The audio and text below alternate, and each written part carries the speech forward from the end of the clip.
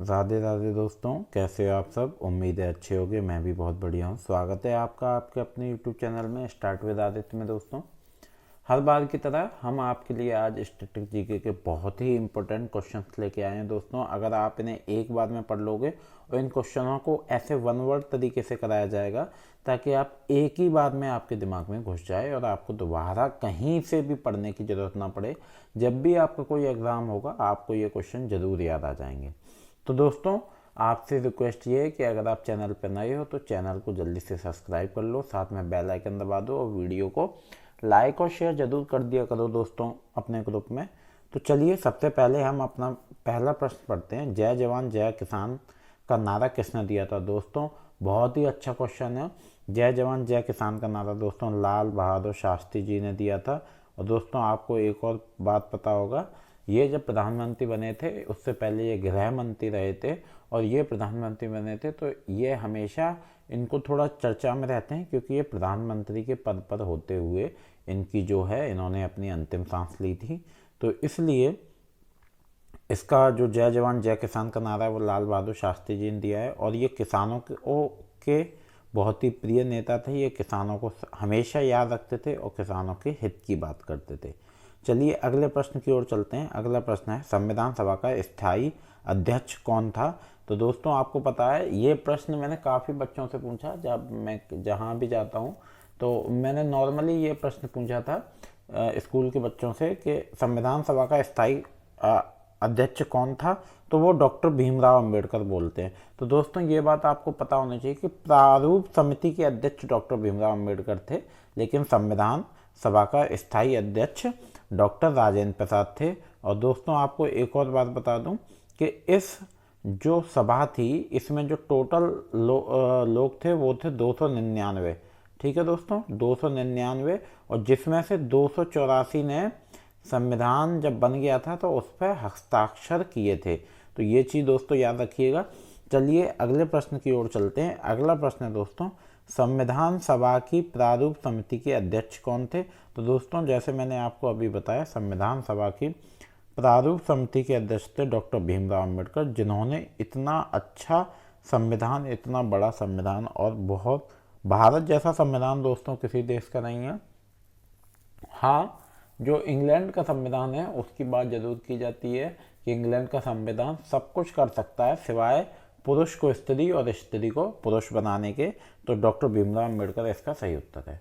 दोस्तों, आप जल्दी से चैनल सब्सक्राइब कर लीजिए और जैसे आप सपोर्ट कर रहे हैं बस इसकी थोड़ी सी स्पीड बढ़ा दीजिए दोस्तों, और चैनल को सब्सक्राइब करते रहें। आपको चैनल पर स्टैटिक जीके, करेंट अफेयर्स और यूजीसी नेट जेआरएफ पेपर 1 और पेपर 2 के दोस्तों अभी पीवाईक्यू चल रहे हैं। 6 तारीख से आपके एग्ज़ाम शुरू हुए। और दोस्तों, आपको पता है कि नेट जेआरएफ का सिलेबस बदलने वाला है 2024 जून से। तो इसी बार कोशिश करें कि आपका इसी बार में नेट जेआरएफ क्वालिफाई हो जाए। चलिए अगले प्रश्न की ओर चलते हैं। अगला प्रश्न है दोस्तों,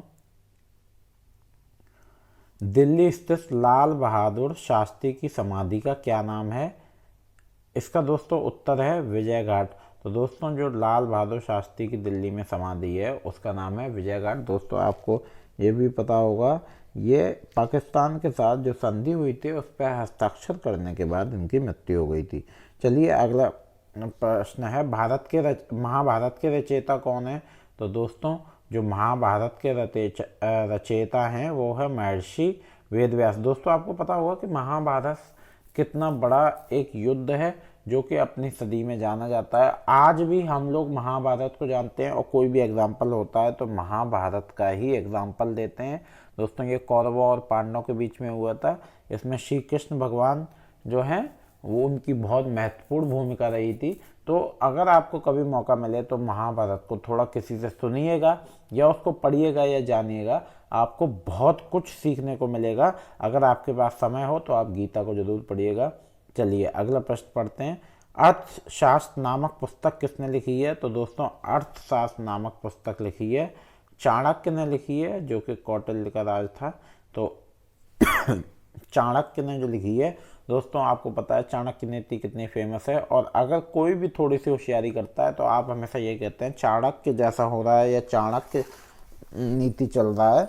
तो चाणक्य होशियारी के मामले में बहुत फेमस थे। चलिए दोस्तों, हिंदी और जीएस की क्लास कल नहीं आई है, तो हिंदी और जीएस की क्लास आएगी। आज शाम तक आपकी अपलोड हो जाएगी। तो हिंदी और जीएस की क्लास को भी देखिए दोस्तों, और जल्दी से जल्दी चैनल को सब्सक्राइब करिए।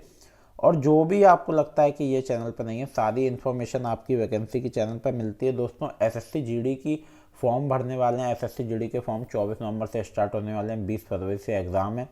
मैं इस पर एक शॉर्ट डाल दूंगा, क्योंकि मुझे नहीं लगा इस पर ज़्यादा बड़ी वीडियो बनानी चाहिए, तो एक शॉर्ट आपके लिए डाल दूंगा। चलिए, सिखों का प्रमुख त्यौहार कौन सा है? तो आंसर है दोस्तों बैसाखी। सिखों का प्रमुख त्यौहार दोस्तों बैसाखी है। आप सब भी जानते होंगे जो सिख हैं वो बैसाखी कितने अच्छे से और धूमधाम से मनाते हैं। तो दोस्तों बैसाखी असल में फसल के लिए मनाया जाता है। आपको पता होगा जब फसल हमारी पक जाती है, लगभग हमारे यहाँ जहाँ हम लोग हैं उत्तर प्रदेश में संक्रांति बहुत अच्छे से मनाई जाती है। मकर संक्रांति, ओणम है, पोंगल है। अलग अलग राज्य के अलग अलग टाइम पे फसल आती है, और उनके जो त्यौहार हैं वो अलग अलग समय पर मनाए जाते हैं। चलिए दोस्तों, अगला प्रश्न बहुत ही अच्छा प्रश्न है कि लौह पुरुष किस महापुरुष को कहा जाता है? दोस्तों बहुत ही अच्छा प्रश्न है।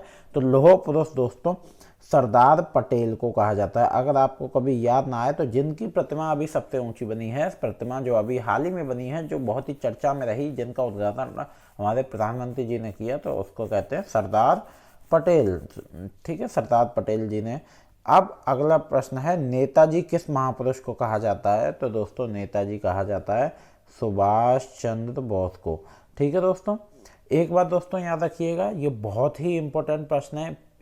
आप कुछ भी कर रहे हो, इनको एक बार बैठ के सुन लो, 5 से 10 मिनट निकाल के इनको अच्छे से सुन लो, ताकि आप इन प्रश्नों से बहुत ही ज़्यादा लाभ उठा सकें। दोस्तों आपका अभी कंटिन्यूस एग्जाम पे एग्जाम है, आरओ का है, एपीएस का है, नेट जीआरएफ के एग्जाम आ रहे हैं, दिल्ली पुलिस के अभी चल रहे हैं, और आगे यूपी कांस्टेबल और यूपीएसआई की भी वैकेंसी आने वाली है दोस्तों।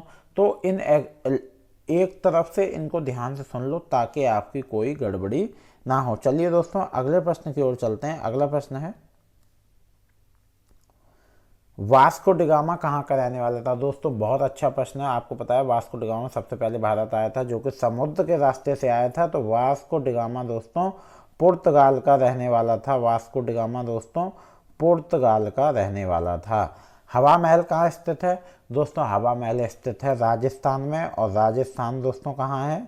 राजस्थान है दोस्तों, हवा महल राजस्थान में स्थित है, और राजस्थान है जयपुर में। चलिए दोस्तों आपके 2 प्रश्न यहाँ से कवर हो गए कि वास्को ड गामा कहाँ का रहने वाला था? पुर्तगाल का। और दोस्तों वो कहाँ आया था? सबसे पहले भारत में गोवा में वो आया था। चलिए हवा महल कहाँ स्थित है?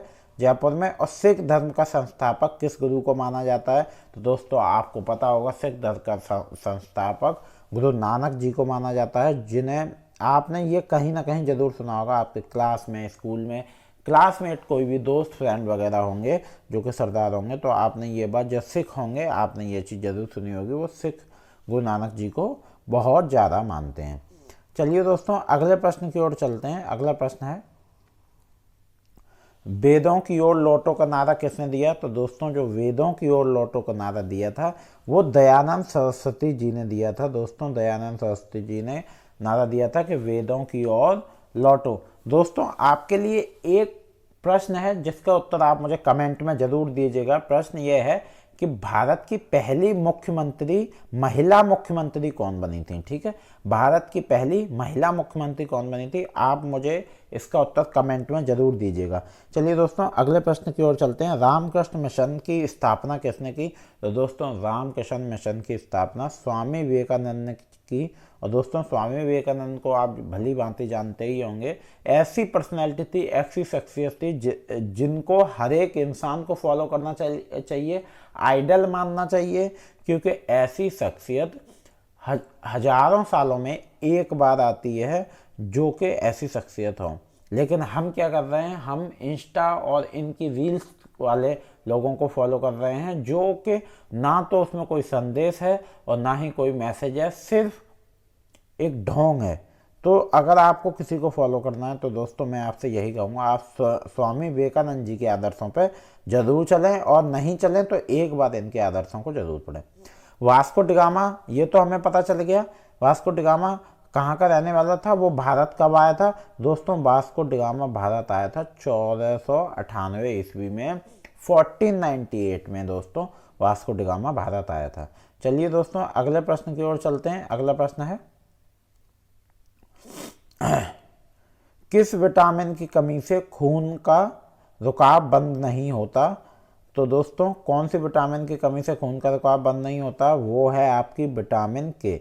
दोस्तों एक और बात मैं आपको बता दूं, आप कोई सा भी एग्जाम देने जाओ विटामिन से कोई ना कोई प्रश्न आ जाता है, विटामिन ए का, बी का, सी का, कोई भी प्रश्न आ जाता है। तो विटामिन को एक बार जरूर पढ़ लें, बहुत ज़्यादा समय नहीं लगेगा। चलिए ब्रह्म समाज की स्थापना किसके द्वारा की गई थी। तो दोस्तों ब्रह्म समाज की स्थापना राजा राम मोहन रॉय के द्वारा की गई थी, राजा राम मोहन राय। आपने इनका नाम भली भांति सुना होगा, काफ़ी चर्चित नाम है दोस्तों राजा राम मोहन राय, बाल गंगाधर तिलक, राजा राम राय, झांसी की रानी, ये सब काफ़ी चर्चित नेम है। इनके बारे में आप कोई भी एग्ज़ाम नहीं भी दे रहे हो तो भी नॉर्मल नॉलेज हमें होनी चाहिए। जरूरी नहीं है एग्ज़ाम दे रहे हैं वही इस वीडियो को देखें, इसका मतलब यह है आप कोई भी जनरल नॉलेज के लिए भी इस वीडियो को देख सकते हैं। स्वामी दयानंद सरस्वती का मूल नाम क्या था। स्वामी दयानंद सरस्वती का मूल नाम मूल शंकर था।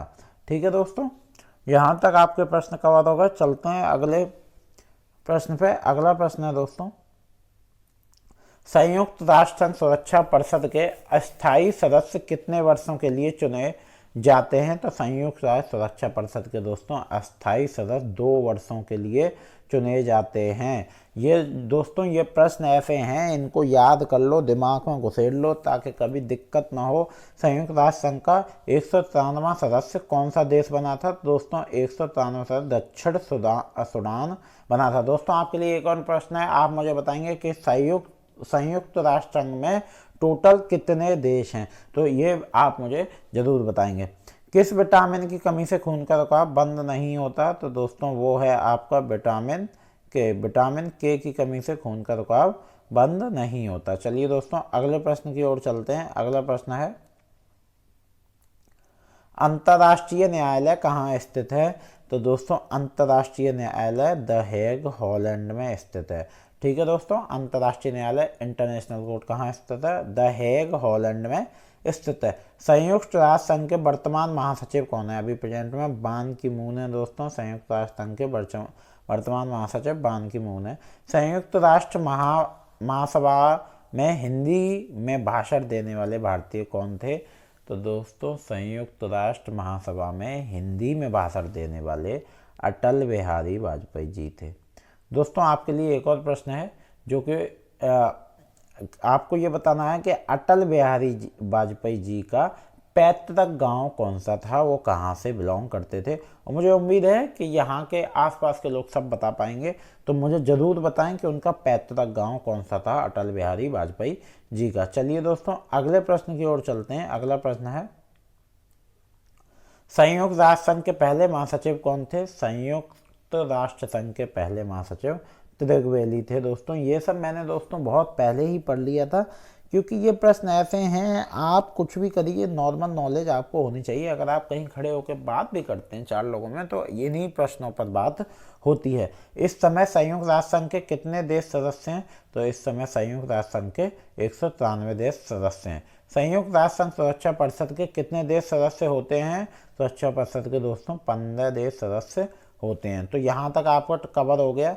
दोस्तों अगर आपने अभी तक चैनल को सब्सक्राइब नहीं किया तो सबसे पहले जाके आप चैनल को सब्सक्राइब करो, उसके बाद वीडियो को लाइक और शेयर करो। दोस्तों अगर वीडियो अच्छी लगे तो आगे भी वीडियो देखते रहो। दोस्तों बहुत सारी वीडियो पड़ी हुई हैं, आप उनको जाके चेक कर सकते हो। आपको करंट अफेयर्स, स्टैटिक जीके के लिए कहीं और जाने की ज़रूरत नहीं है। चलिए दोस्तों अगले प्रश्न की ओर चलते हैं। अगला प्रश्न है, हरियाणा के पहले मुख्यमंत्री कौन थे। दोस्तों हरियाणा के पहले मुख्यमंत्री थे पंडित भगवत दयाल शर्मा। तो हरियाणा फर्स्ट मुख्यमंत्री थे पंडित भगवत दयाल शर्मा। और संयुक्त राष्ट्र संघ की स्थापना कब हुई थी दोस्तों। तो संयुक्त राष्ट्र संघ की स्थापना 24 अक्टूबर 1945 को हुई थी। एक और दोस्तों महत्वपूर्ण प्रश्न है, वो महत्वपूर्ण प्रश्न है, संयुक्त राष्ट्र संघ का मुख्यालय कहाँ स्थित है। दोस्तों संयुक्त राष्ट्र संघ का मुख्यालय न्यूयॉर्क में है। आप मुझे बताएंगे न्यूयॉर्क किस देश में पड़ता है।